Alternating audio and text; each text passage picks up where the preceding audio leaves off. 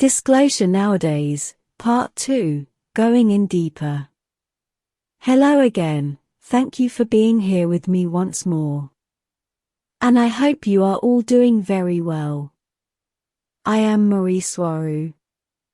This is the second part about the so-called extraterrestrial and UFO disclosure that is going on in the media right now, and that has become something like the hot topic of the moment.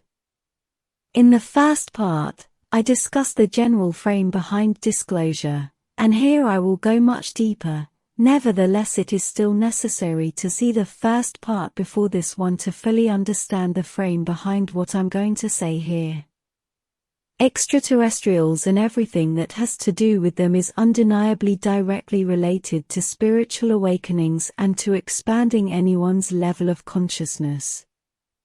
When in a shallow level of spiritual awakening, anyone can advance without extraterrestrials, but there will come a time when it will start to become ever more and more difficult to advance in awareness and consciousness, without addressing the big elephant in the room, that is that humans are not alone in the universe, far from it, and what is worse, that many more humans are living and existing outside planet Earth, and always have. It may be possible to advance in spirituality and consciousness awareness without extraterrestrials, I know, perhaps going in other directions, or jumping them entirely, moving into full universal consciousness, for example, but extraterrestrials as a subject would always turn out to be a big hole in the awareness and understanding of that person. Extraterrestrials as a subject don't just end at the shallow point average people understand. Those who assume that knowledge and even accepting the existence of extraterrestrials as a fact will not change anything at all in their lives, as they say, after full disclosure they will still have to get up tomorrow to go to work because they will still need to pay the bills. The fact is that most people couldn't care less about this subject, anyway. And this is a part that may be hard to understand for most, because knowledge and full awareness about the existence of extraterrestrials, and all they bring with them end up being a complete game changer for both societies at large and for the individual, and to the point where the whole web of ideas that shape and form the matrix on Earth ends up collapsing, because all the lies and all the trickery that keeps the 3D matrix of Earth working simply dissipates when confronted with the facts. As the truth will always end up surfacing. As the Amma says, the truth is like a lion, it will defend itself. Or as Mahatma Gandhi said, even if you are a minority of one, the truth is the truth. Realizing one thing leads to realizing another during a consciousness awareness awakening, and in the end, people will realize that the human habitat is far larger than Earth, as it extends virtually limitlessly, and among the stars. Wake up, my dear starseeds, you are being artificially contained there on Earth and you are being gaslighted into believing that your present life is all there is. Realizing the existence of extraterrestrials collapses the lies that sustain the matrix on Earth, especially the knowledge of the existence of more humans, exactly like the ones living on Earth, but free to roam among the stars. People on Earth in general immediately start to ask themselves, why not me? Why am I being lied to, and prohibited from knowing, and from having everything necessary to roam the stars? Why am I being lied to in such a strong and cruel manner? Why am I not free?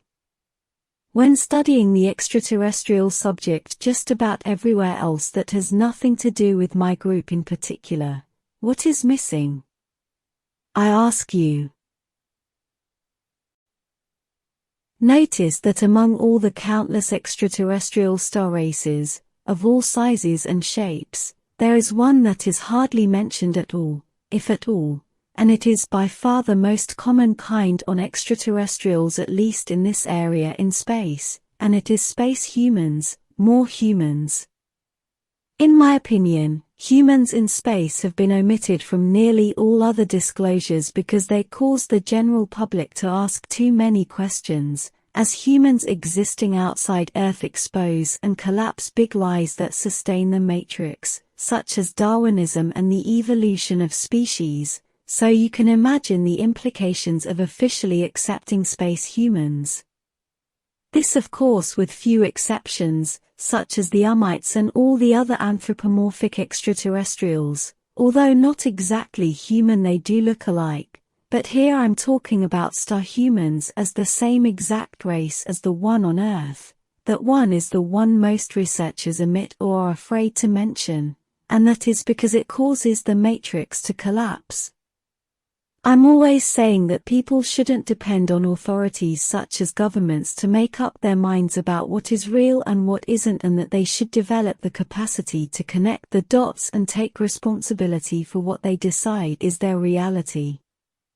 But I can see the good things that would come to all of us who are dealing with extraterrestrial subjects every day, humans and non-humans alike, because after a disclosure, even if it is a limited one, it will make our job easier, as people, in general, can no longer slander us as much as they have been doing up to now. It simply would make credibility a lot easier, depending on what was declassified by the governments and made official information, of course.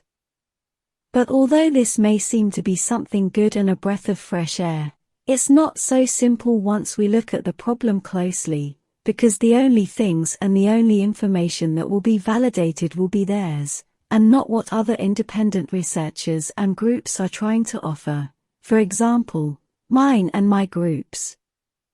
But I must insist that whatever they disclose will never be the truth, nor will it ever be the entire picture of what is going on. The whole point about governments accepting that they know about the existence of extraterrestrials and about whatever has to do with them is to control and to manipulate the public's perception of the subject, because, as I explained above, if they don't control the narrative, they can lose control over the entire subject, and its implications can be very big, as large as having realm or matrix collapsing capacity.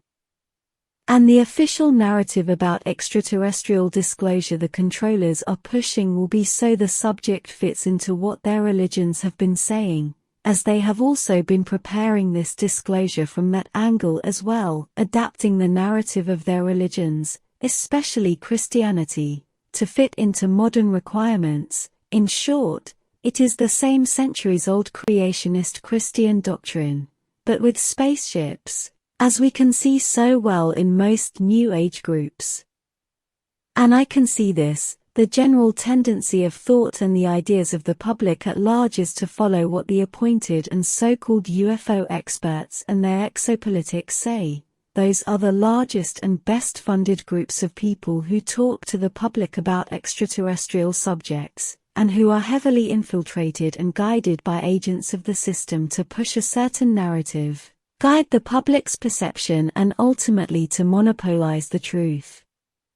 Governments and the controllers above them use those large organizations and the people with big names in them to encapsulate what the public can and should know about everything that has to do with extraterrestrials, and with it, they manipulate the public at large to go against, slander, ridicule, and attack smaller extraterrestrial researchers who may be offering a different narrative.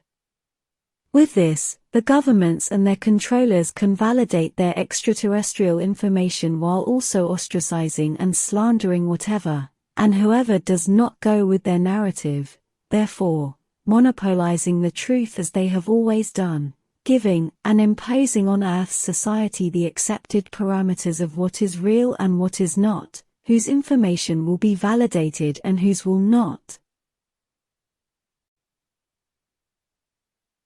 So in the end, not much would have changed after disclosure. Governments will have even more power and control over the extraterrestrial narrative, and the small independent researchers will be as discredited and slandered as always. Again, the truth will be in the hands of those few who can connect the dots and make up their minds about what is real and what is not, in an independent way. But even this is dangerous because many will also follow sub-accepted, sub-narratives, such as self-appointed researchers who still believe in extraterrestrial contacts that are based only on small and dubious messages, and cheaply made images that are difficult to interpret, and which they only end up speculating about. Yet I know they must also have their reasons to validate such kinds of extraterrestrials' contacts, and I respect that in full. I mean, some of those could still be real, but they still prefer to give those a lot of credit over more overt extraterrestrial contacts such as the one of my group, and my own, who do not say things in small dubious messages. We state what we think flat out, direct and with as much volume of information and detail as we possibly can give without breaking the rules we did not make but that we still must abide by. I know those do not have any tangible proof of who they are, and in that case, neither do we, because that is against the rules to give, but our proof is in the information itself, in the volume and on the quantity and quality of strange and unusual information we've given for years, as well as our clear tendency to go against the establishment, and with alternative information about extraterrestrials that is very different from what has been accepted as fact by the vast majority of researchers and people in the subject.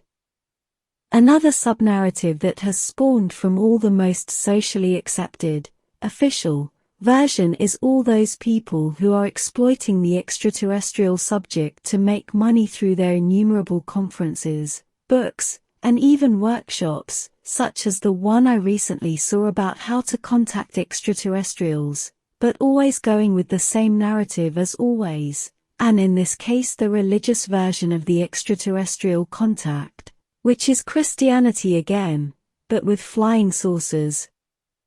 I will never be against people publishing their personal truth, but what I am against is their attempts to monopolize information and with it the truth.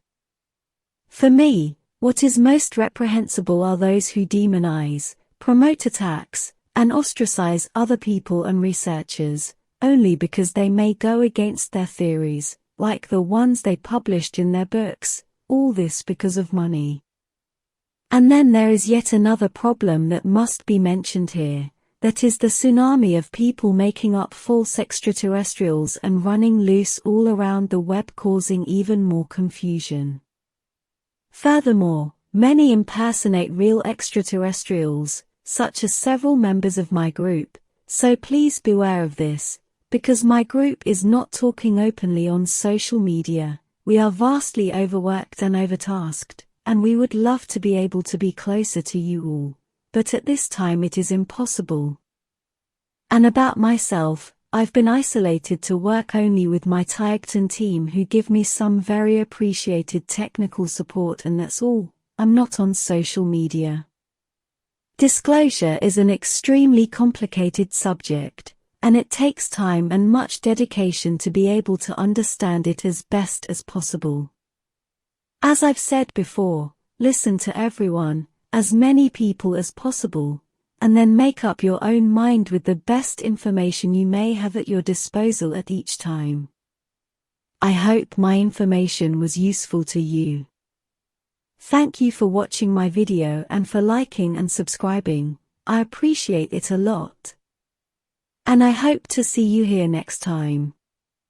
With much love. Your friend, Mari Swaruu.